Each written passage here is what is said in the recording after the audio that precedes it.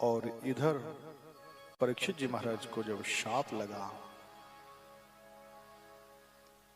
तुम्हारी 7 दिन में मृत्यु हो जाएगी, बहुत घबराए, क्या करना चाहिए।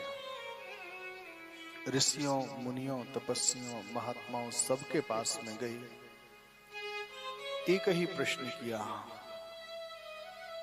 म्रियमाणस्य सर्वथा, भगवान 7 दिन में मरने वाले को क्या करना चाहिए। कोई कहता है जप करो, कोई कहता है तप करो, कोई कहता है अनुष्ठान करो, पर गारंटी कोई नहीं लेता कि 7 दिन में जप तप और अनुष्ठान करने से तुम्हारा कल्याण हो ही जाएगा। सुखदेव जी महाराज, परीक्षित जी महाराज पहुंचे हैं गंगा जी के किनारे, उत्तर प्रदेश में मुजफ्फरनगर में शुकताल नाम का स्थान है, वहां पर गए, मां गंगे की आराधना करी। मां गंगे सबके मन की जानने वाली है। मां ने आशीर्वाद दे दिया, जाओ बेटा, तुमने एक ब्राह्मण का अपमान किया है, दुनिया में तुम्हें कोई और नहीं, केवल एक ब्राह्मण ही अब बचा सकता है, और अब तुम चिंता मत करो, वो तुम्हारे पास में आने ही वाले हैं। बैठे ही थे, तत्राभूत भगवान व्यासपुत्रो, व्यास नंदन श्री सुखदेव जी महाराज मंद मंद मुस्कुराते हुए सामने से आ ही गए। एक कॉपी ने धारण किए हुए थे, मन बहुत प्रसन्न था। स्वर्ण का सिंहासन बनाया, स्वर्ण के सिंहासन में आकर के इनको विराजमान किया। जब विराजमान हो गए तब आकर के एक ही प्रश्न किया, श्री सुक उवाचो बरीयानेस्ते प्रश्नः कृतो लोकहितं नृपो आत्मवित् सम्मतः पुंसां श्रोतव्यादिषु यावरः। वरीयानेस्ते प्रश्नः, सबसे पहला प्रश्न श्री सुखदेव जी महाराज का। और यहां से श्री सुखदेव जी महाराज कथा सुनाते हैं और परीक्षित जी महाराज कथा श्रवण करते हैं। परीक्षित जी महाराज ने सबसे पहले एक ही प्रश्न किया, भगवान 7 दिन में मरने वाले को क्या करना चाहिए। सुखदेव जी महाराज ने तब कहा, बरीयानेस्ते प्रश्न, हे राजन, तुम्हारा जो प्रश्न है ना वो बड़ा अद्भुत है, और आपका जो प्रश्न है ना वो आपके लिए नहीं, ये तो लोक कल्याण के लिए है, संसार के प्रत्येक प्राणी के कल्याण के लिए है, क्योंकि इस प्रश्न में सबका कल्याण छुपा हुआ है। 7 दिन में सबको मरना है, चाहे कोई स्त्री हो, चाहे कोई पुरुष हो, बूढ़ा हो, बच्चा हो, जवान हो, चाहे मानव हो और चाहे कोई जानवर हो, सबको मरना है। जो संसार में आया है एक ना एक दिन उससे जाना ही पड़ेगा।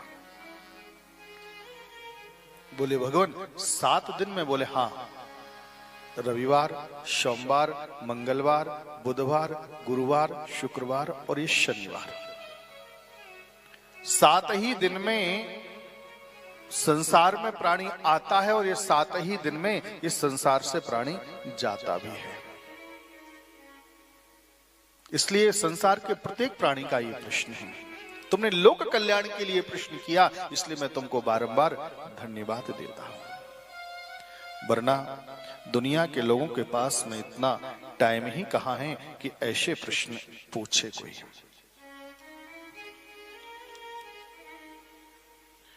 लेकिन जब देखा तो परीक्षित जी महाराज के मस्तक पर बहुत सारी चिंता की रेखाएं थी। और बहुत चिंतित से बैठे हुए थे। सुखदेव बाबा ने पूछा, इतने चिंतित क्यों हो? परीक्षित जी ने कहा, बाबा, अरे जिसके सिर पर काल मड़रा रहा हो उसे चिंता के सिवाय और क्या सूझेगा। अब मैं मरने वाला हूं 7 दिन में। सुखदेव जी महाराज करने कहा, राजन अब छोड़ो ना चिंता, चिंता न करो राजन, और 7 दिन बाकी अभी, सो घड़ी भर में परलोक प्राप्त होता है। राजन चिंता क्यों करते हो? तुम्हारे पास में तो 7 दिन है। मैं तो गारंटी लेता हूं 1 घड़ी में भी तुम्हें परलोक प्राप्त हो सकता है। बोले भगवान ऐसा कभी हुआ है? बोले हाँ, खट्वांग से राजा का मोक्ष और 2 घड़ी में हुआ, सो तेरा तो शरीर अभी 7 दिन तक रहता है। खट्वांग जैसे राजा का मोक्ष तो केवल 2 ही घड़ी में हो गया, तुम्हारे पास में तो 7 दिन है राजन। मेरा यह कथन है, ऋषि सब साक्षी है, कि भागवत पुराण से कष्ट सब मिटता है। ये श्रीमद् भागवत की कथा हम तुमको सुनाने जा रहे हैं, और ये ऐसी कथा है जो प्राणी इस कथा को श्रवण कर लेता है उसके सारे कष्ट दूर हो जाते हैं। मेरा यह कथन है और ऋषि सब साक्षी हैं। सभी ऋषि मुनि और महात्मा को हम साक्षी मान करके कहते हैं, उनकी सौगंध खा के कहते हैं कि तुम्हारा कल्याण होगा। तुम चिंता तो मत करो राजन। देखता हूं आज से और 7वें दिन तुम्हारे लिए, सो मोक्ष द्वार राम मार्ग कैसे नहीं खुलता है, कैसे नहीं खुलता है। हे राजन, मैं देखता हूं आज से 7वें दिन तुम्हारे लिए मोक्ष द्वार राम मार्ग कैसे नहीं खुलेगा, मैं गारंटी लेता हूं। तब तो थोड़ी सी इनको चिंताएं दूर हुई। बोले राजन अगर कहीं ऐसी बात है बाबा तब तो फिर कोई बात नहीं है, मुझे कुछ करना पड़ेगा क्या? बोले हाँ एक काम करना पड़ेगा। बोले क्या करना पड़ेगा? बाबा ने कहा राजन तुम एक काम करो, मैं तुमको एक कथा सुनाता हूं छोटी सी।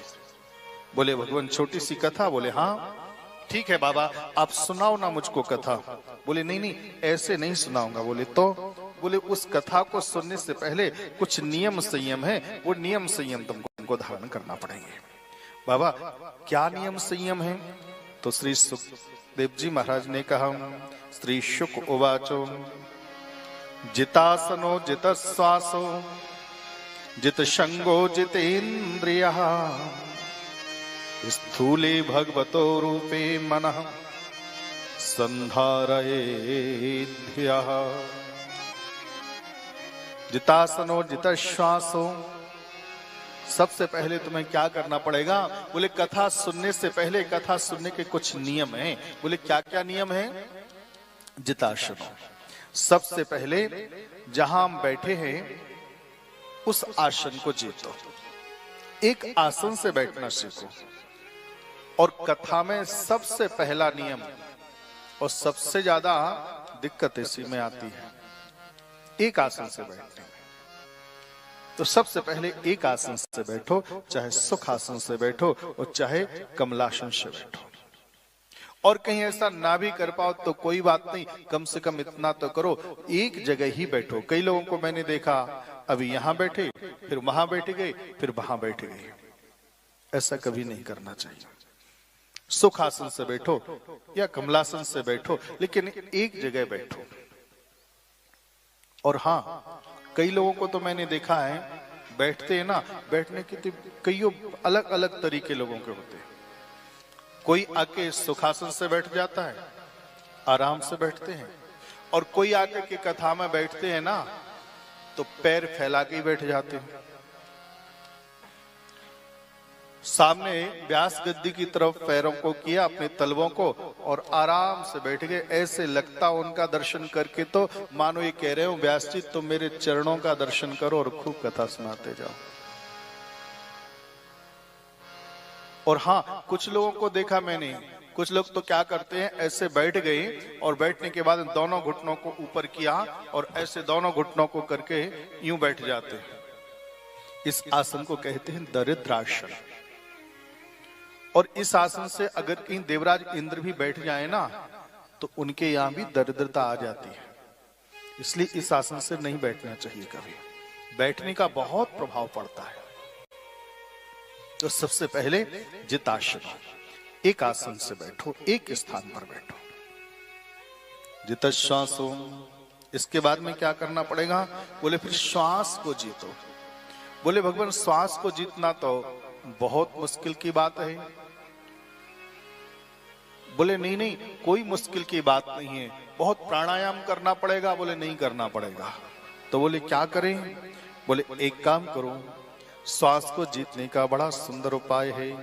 श्वास श्वास पर श्याम रटो, बिरथा श्वास जन खोए, श्वास बिरानी पाहुनी, आवन हो ये न हो ये।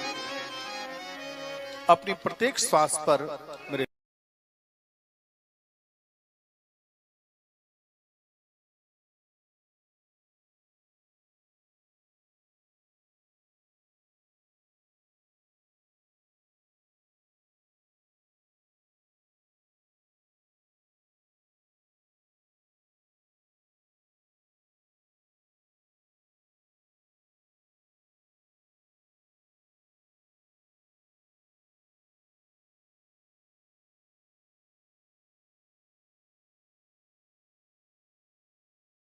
कि खुशी रहने की कोठी और कार के बिना,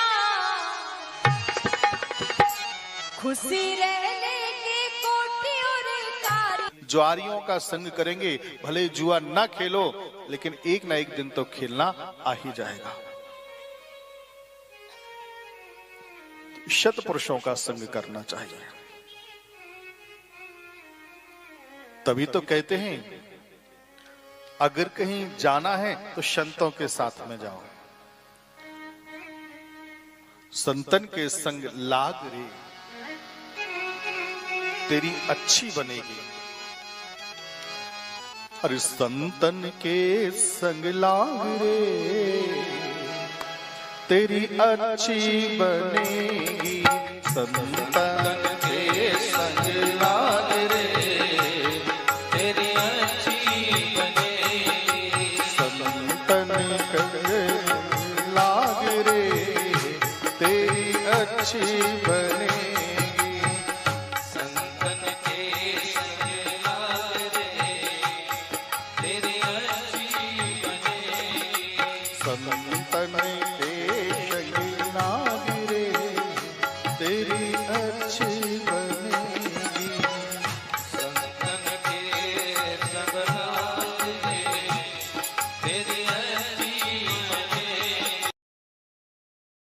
खुशी रहने की कोठी और कार के बिना,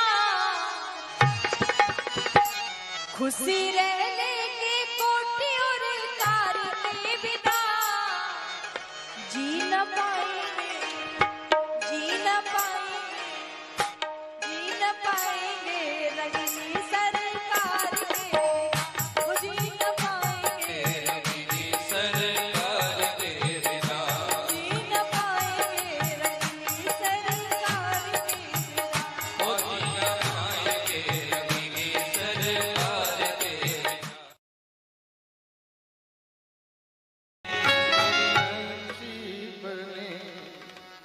संतन के संग लाग रे तेरी अच्छी बनेगी।